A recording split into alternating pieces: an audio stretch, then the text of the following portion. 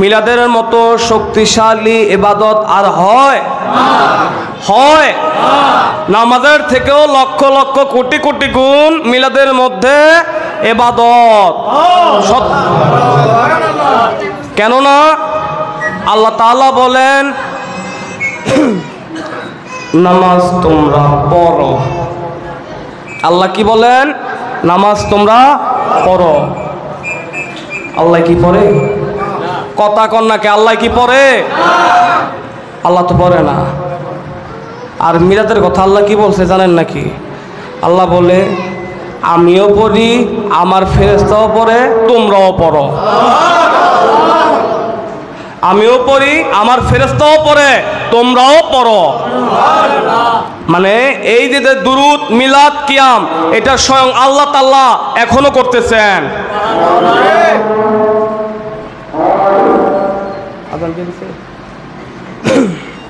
আমরা কি বিষয়টা বুঝতে পারলাম?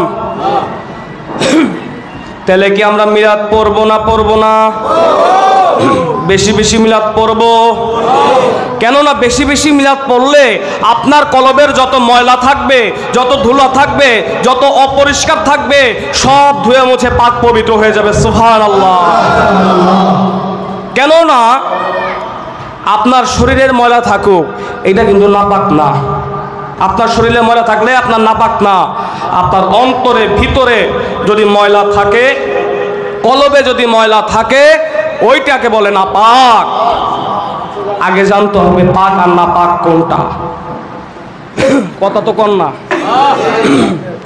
আগে জানতে হবে পাক আর নাপাক কোনটা।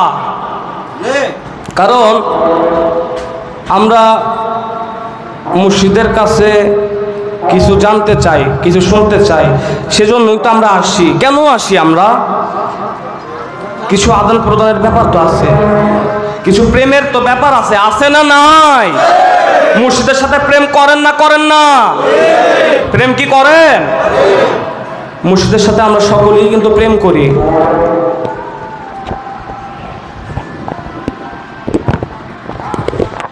আমরা সকলেই মুর্শিদের সাথে।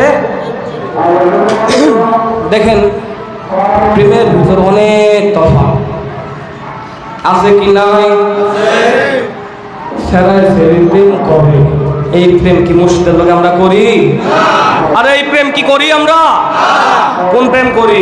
আখিরি প্রেম করি, যেই প্রেম করলে ইহকাল পরকাল প্রেমই প্রেম, মুর্শিদের সর্বাঙ্গী প্রেম।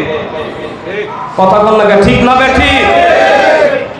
আমাদের মুর্শিদ মহান মাওলায়ে মকাম, মুর্শিদে বারহক, নিগাহে নজর। আমরা মানি না? মানি না? আমরা কি সবাই মানবো? মানি। আমাদের মুর্শিদের থেকে কি আর ভালো কেউ হতে পারে? হতে পারে? কথা কয় না। আমাদের মুর্শিদের থেকে ভালো কেউ আছে? কখনো হবে? কখনো হতে পারে? কেননা আমাদের মুর্শিদই আমাদের কাছে সর্বশ্রেষ্ঠ। কথা তো বলেন না। কথা কি সত্য না বেজাল? সত্য না? মুর্শিদের মতো এত প্রেমিক, এত দরদি বন্ধু আর দ্বিতীয় কেউ হয় না। সুবহানাল্লাহ। আমরা সবাই আল্লাহর কাছে শুকরিয়া আদায় করি। আমিন। কেননা আমরা এমন এক উচ্চ মাকাম পদের মুর্শিদের কাছে বায়াত হয়েছি বা পীরের কাছে মুরিদ হয়েছি যে আমাদের পীর, আমাদের মুর্শিদ আমাদের চোখের পলকেই চাইলে আল্লাহর ওলি বানায় দিতে পারেন। বলেন সুবহানাল্লাহ।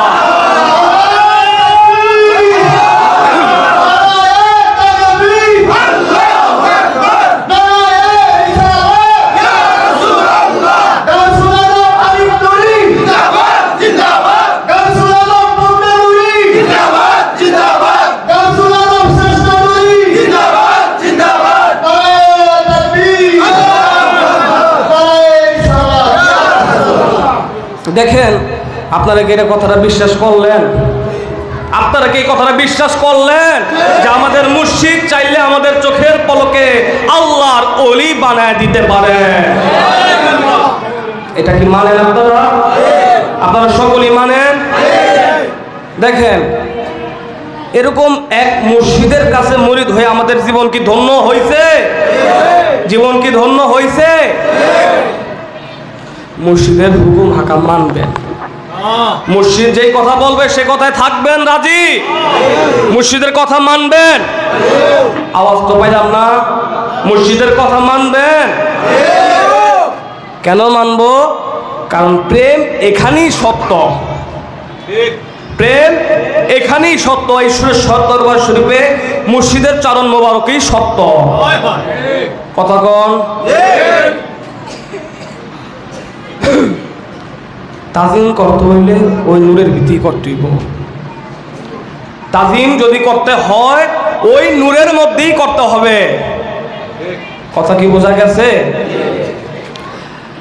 আর আপনাদের কাছে একটা অনুরোধ, আপনারা অধিকাংশ মানুষই, সবাই না, ভালো করে শুনবেন, আমি কিন্তু সবার নাম বলি নাই, অধিকাংশ মানুষই দরবার শরীফে আসলে চায়ের দোকানে আড্ডা দেয়। দেয় কি দেয় না? দেয়নি? অধিকাংশ মানুষ, সবাই না, অধিকাংশ মানুষ। আপনাদের কাছে অনুরোধ, আপনারা সুরেশ্বর দরবার শরীফের মধ্যে আসলে আর কখনো চায়ের দোকানে যায় আড্ডা চাটামি করবেন না। করবেন? কেননা আড্ডা চাটামি করলে, চায়ের দোকানে বসলে আমাদের শ্রী শ্রী বাবার মর্যাদার ক্ষতি হয়, আমাদের বেয়াদবি হয়। হয় কি হয় না? আমরা সকলে কি আর কখনো এরকম করব? আমরা কি আর চায়ের দোকানে যায় সময় কাটাবো? আমরা যত পারবো মুর্শিদের সহবত নেওয়ার জন্য অপেক্ষা করব, মুর্শিদের জন্য অপেক্ষা করব। দেখবেন কখন আপনার মুর্শিদের নজর আপনার ভিতরে পড়ে আসে আপনি নিজেও টের পাবেন না। সুবহানাল্লাহ। তবে দেখবেন যখন আপনার উপর আপনার মুর্শিদের দয়া থাকবে এবং আপনার উপর, আপনার মাথার উপর আপনার পীরের হাত থাকবে, তখন দুনিয়ার কোনো কিছু আপনাকে আটকে রাখতে পারবে না। সুবহানাল্লাহ। আপনি যাই চান না কেন তাই পাবেন। মুর্শিদ যদি দয়া করে আপনি যে কিছুই চান না কেন, যা কিছুই হোক, চাইলেই পাবেন। কারণ আপনার হাতটাও তখন মুর্শিদের হাত হয়ে যাইব। সুবহানাল্লাহ। আপনার কথাটাও তখন মুর্শিদের কথা হয়ে যাইব। সেজন্য এখনো সময় থাকতে আমরা মুর্শিদের দরবারে আসছি, আমরা মুর্শিদের কর্ম করি, গুরু কর্ম করি, গুরু সেবা করি, গুরুর পথে চলি। চলবেন কি চলবেন না? আওয়াজ পাইলাম না। চলবেন? চলবেন? সবাই আমরা চলবো। আমার কথাটারে যারা গুরুত্ব দিতেছেন না এখন, তারা কিন্তু পস্তাইবেন। ঠিক না বে ঠিক?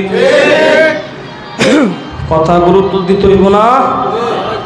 যদি গুরুত্ব না দেন আপনারই পস্তাইবেন। আপনারা তখন আমাকে এসে আবার পরবর্তীতে বলবেন, দাদা ভাই আমারও তো আপনি কইলেন না, কেমনে কি করতে হইব। কিন্তু আমি কিন্তু এই কথার মাঝখানে আপনাদের সবাইকে হিংস দিতেছি, টাচ দিতেছি। আপনারা বুঝতেছেন? বুঝতেছেন নি? কি করতে হইব আর কি করতে হইব না তাই বলতেছি। আপনারা আমার পথের প্রতীক হবেন, আমার পথের প্রতীক হবেন। আমি যা বলবো তা শুনবেন, আমার কথায় রাজি থাকবেন, তাহলে আমাদের আর কখনো পিছে তাকাই দিব না।